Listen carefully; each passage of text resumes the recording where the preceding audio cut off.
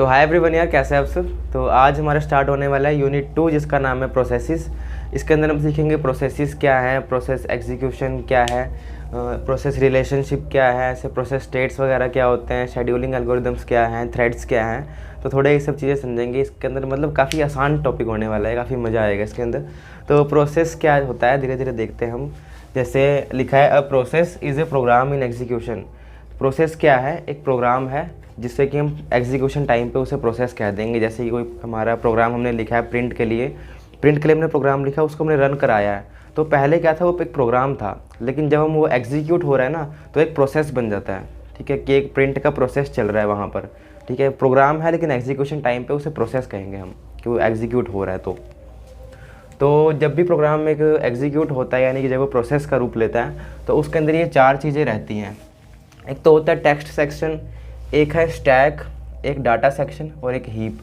तो text section के अंदर क्या होता है, जो हमने प्रोग्राम लिखा है तो वो चीज़ें यहाँ टेक्स्ट सेक्शन के अंदर आती हैं। स्टैक के अंदर हमारी जैसे कोई भी स्टेप्स वगैरह रहते हैं कि इसके बाद ये चीज़ एग्जीक्यूट होगी, इंस्ट्रक्शन जितने हमारे प्रोग्राम के अंदर होता है। प्रोग्राम क्या है, एक सेट ऑफ इंस्ट्रक्शंस है।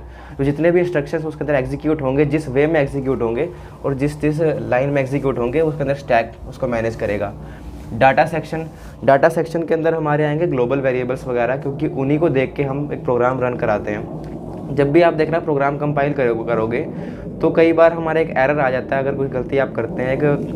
कोई भी मतलब आपने डिफ़ाइन नहीं कर रखा है कोई भी ग्लोबल वेरिएबल, अगर आपने मतलब वेरिएबल डिफ़ाइन नहीं कर रखा तो यहाँ पे दिखा देगा कि वेरिएबल पहले डिफ़ाइन नहीं हो रखा है वो चीज़। तो जब वो अलग से बना होता है डाटा सेक्शन के अंदर, तभी वो एरर ला पाता है। वो देखेगा कि यहाँ पे डाटा सेक्शन के अंदर कोई चीज़ है ही नहीं है, ये वाला वेरिएबल नहीं बना हुआ है। तो पहले वो यहीं पर चेक करता है आराम से।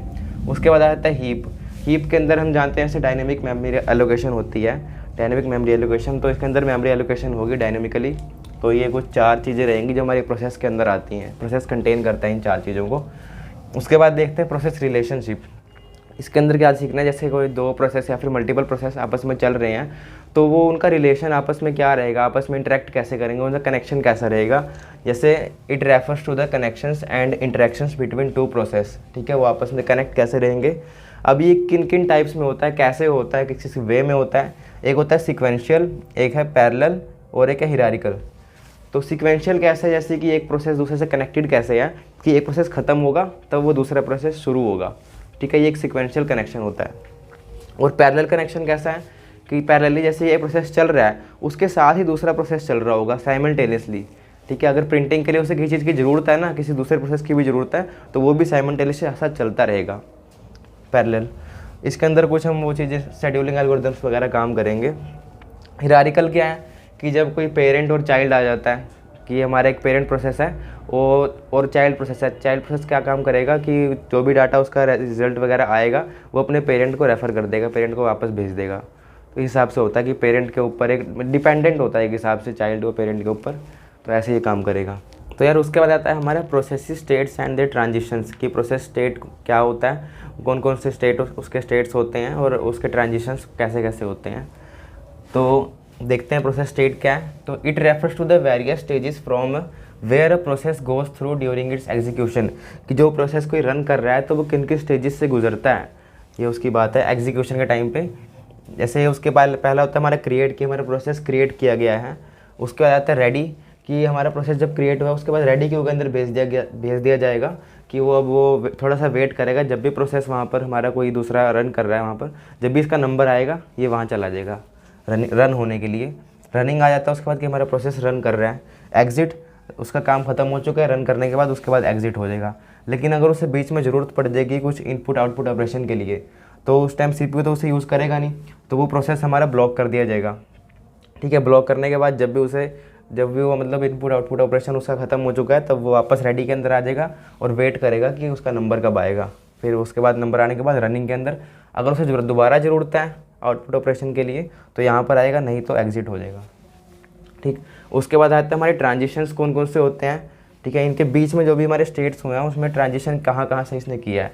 पहला आ जाता है क्रिएट टू रेडी। क्रिएट के बाद वो रेडी के अंदर गया है, यानी क्रिएट हुआ था उसके बाद रेडी क्यू के अंदर उसे भेज दिया गया।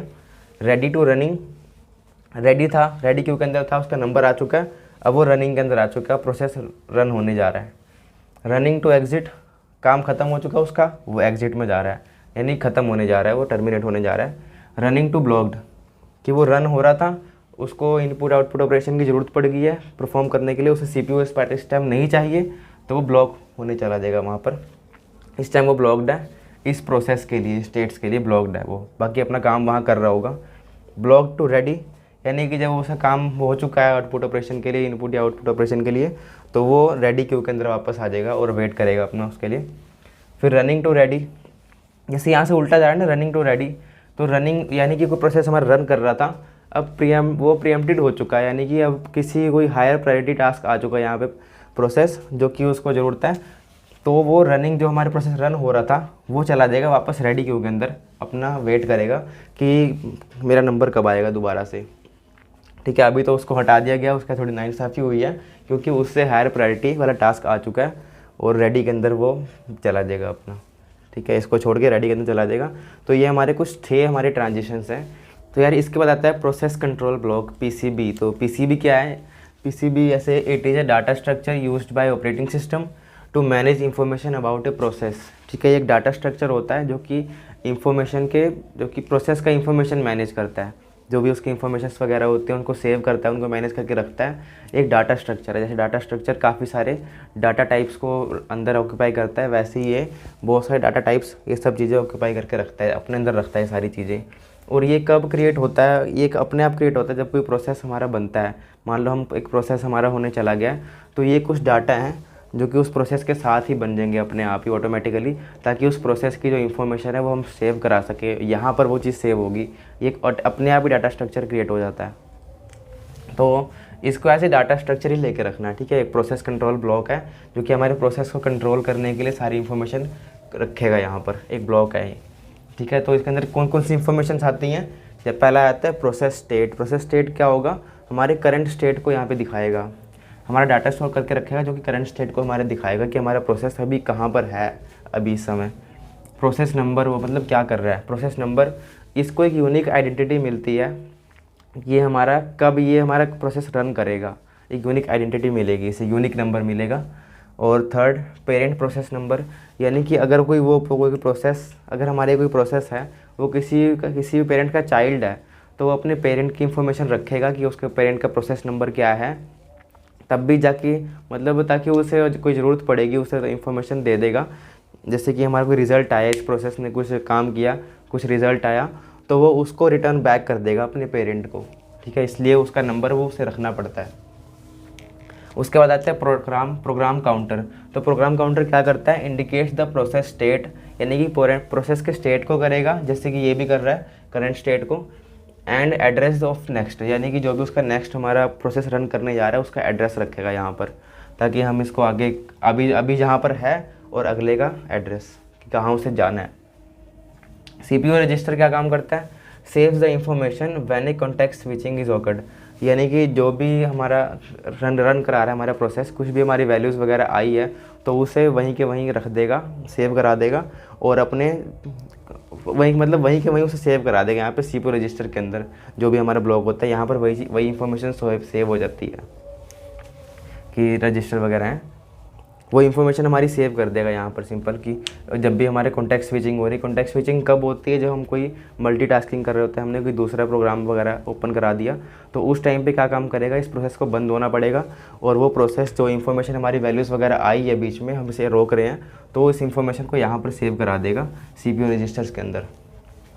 CPU शेड्यूलिंग इन्फॉर्मेशन, यानी कि वो प्रोसेस हमारा कब रन करेगा। ठीक है, शेड्यूलिंग उसी करी हुई है, उसकी प्रायोरिटी कब आएगी, उसे कब रन करना होगा। अगर प्रायोरिटी के हिसाब से हमारा रन हो रहा है शेड्यूलिंग, तो फिर उसकी प्रायोरिटी कब है, या फिर अगर लाइन बाय लाइन हो रहा है के हिसाब से कि फर्स्ट कम फर्स्ट सर्व, तो उसके हिसाब से जब भी प्रोसेस हमारा ओपन मतलब बनाया गया प्रोसेस, तो उसी के हिसाब से रन करेगा। कब रन करेगा उसकी इन्फॉर्मेशन ये स्टोर करके रखता है। उसके बाद आता है मेमोरी मैनेजमेंट इन्फो, यानी कि वो उसके अंदर कितनी मेमोरी ऑक्यूपाई करने वाला है, पेजिंग वगैरह इसके अंदर रहेगी हमारी, और सेगमेंट टेबल। ठीक है, वो इन्फॉर्मेशन यहाँ पर स्टोर होगी। अकाउंटिंग इन्फो, यानी कि कितना अमाउंट ऑफ CPU टाइम उसने लिया है, और टाइम लिमिट्स कितनी है इसको, किसी भी चीज़ को रन कराने के लिए कितनी लिमिट्स होती हैं, ताकि उसके बाद वो अपने दूसरे स्टेट पर चला जाए, दूसरा प्रोसेस रन कराए। ये टाइम लिमिट हमारी कब काम आती है? जैसे कि हम करते थे RTOS में करते थे, वहाँ टाइम लिमिट्स वगैरह सेट होती हैं, या टाइम शेयरिंग वगैरह में करते थे कि हर एक प्रोसेस को हमारा बराबर बराबर टाइम देगा एक CPU। तो वहाँ पर टाइम लिमिट्स काम आती हैं।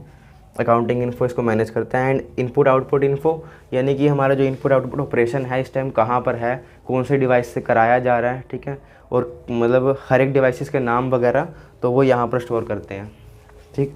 तो ये था हमारा PCB प्रोसेस कंट्रोल ब्लॉक। इसके बाद अपने नेक्स्ट देखते हैं हम। तो यार इसके बाद आ जाता है कॉन्टेक्स्ट स्विचिंग। ये हमारा लास्ट टॉपिक है आज का, और कल हम देखेंगे थ्रेड्स वगैरह के बारे में। तो कॉन्टेक्स्ट स्विचिंग हमारा लास्ट टॉपिक है। इसके अंदर क्या आता है, it is a process performed by an operating system to switch the CPU from current process to another process.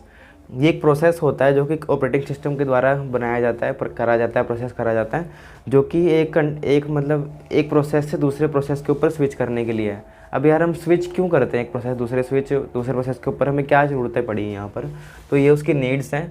एक होता है इंटरप्ट हैंडलिंग, कि यानी कि कोई भी एक प्रोसेस में हमारी दिक्कत आई, कुछ कैलकुलेशन वगैरह की दिक्कत आ गई, या फिर कुछ हमारा अरिथमेटिक ऑपरेशन है, कुछ दिक्कत आ गई, वहाँ पर किसी भी टाइप की कोई प्रॉब्लम आई है हमारी, तो वहाँ पर हमें उस प्रोसेस को छोड़ना पड़ेगा और दूसरे प्रोसेस के ऊपर स्विच करना पड़ेगा। खाली उसको लेके हम क्या करेंगे वहाँ पे। उसके बाद आ जाता है मल्टीटास्किंग। अगर हमें मल्टीटास्किंग करनी है, हम एक साइमल्टेनियसली प्रोसेस वगैरह रन कराते हैं, तो एक प्रोसेस के ऊपर एक प्रोसेस छोड़ के दूसरे प्रोसेस के ऊपर जाना पड़ता है हमें वहाँ पर। तो मल्टीटास्किंग जैसे आपको पता है आजकल बहुत ज़रूरत है उसकी, तो इसीलिए यहाँ पर कॉन्टेक्स्ट स्विचिंग यूज़ करते हैं हम लोग।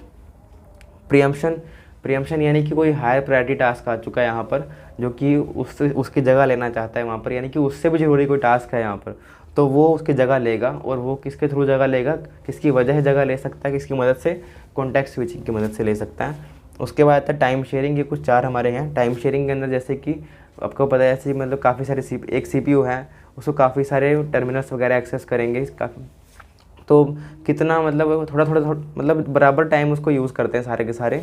तो अब CPU अपना एक टाइम शेयर करता है, थोड़ा टाइम, कि इतना टाइम तू ले ले, इतना टाइम तू ले, सबके पास बराबर टाइम तक का रहेगा CPU। तो CPU को कॉन्टेक्स्ट स्विच करने की ज़रूरत पड़ जाती है वहाँ पर, कि इस बार वो इस वाले का लेगा प्रोग्राम, अगली बार दूसरे वाले यूज़र का ले लेगा, इस बार तीसरे वाले यूज़र का। तो इस हिसाब से उसे कॉन्टेक्स्ट स्विच करना पड़ता है यहाँ पर। तो यहाँ भी ज़रूरत पड़ती है इसकी। ऐसी बहुत सारी ज़रूरतें हैं, कुछ 4 मैंने लिखवाई हैं, और भी आप खुद भी देख सकते हो। बाकी देखते हैं कि स्टेप्स क्या क्या फॉलो करता है कॉन्टेक्स्ट को स्विच करने के लिए, ठीक है। तो सबसे पहले क्या काम करेगा, जो भी ये कॉन्टेक्स्ट जिस भी कॉन्टेक्स्ट के ऊपर है, ये जिस भी प्रोग्राम प्रोसेस के ऊपर है, तो सबसे पहले उसका करंट स्टेट जो है उसको सेव कर लेगा, ठीक है। करंट उसका स्टेट सेव करेगा, ताकि आगे उसको ज़रूरत पड़ जाए, जब भी वो इस वाले जब भी इस वाले प्रोसेस के ऊपर दोबारा आएगा, तो उसे ये चीज़ देखनी पड़ेगी उसका करंट स्टेट क्या था, ताकि उसको वहाँ से रिज्यूम कर सके वो। तो selecting the next process based on scheduling algorithm. तो अब वो अगला प्रोसेस शेड्यूल करेगा, देखेगा कि कौन सा प्रोसेस हमारा अगला है शेड्यूलिंग एल्गोरिदम के हिसाब से। अगर कोई प्रायोरिटी हमारी आ रही है अगली, तो प्रायोरिटी देखेगा कौन सी किसकी सबसे ज़्यादा प्रायोरिटी है, उसको यहाँ पे ला के रख देगा।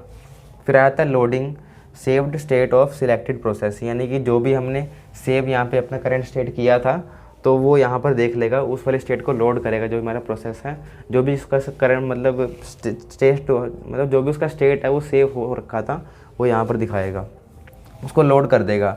उसके बाद है लोड करने के बाद उसको रिज्यूम कर देगा उस प्रोसेस को, जो भी हमारा सिलेक्टेड प्रोसेस है।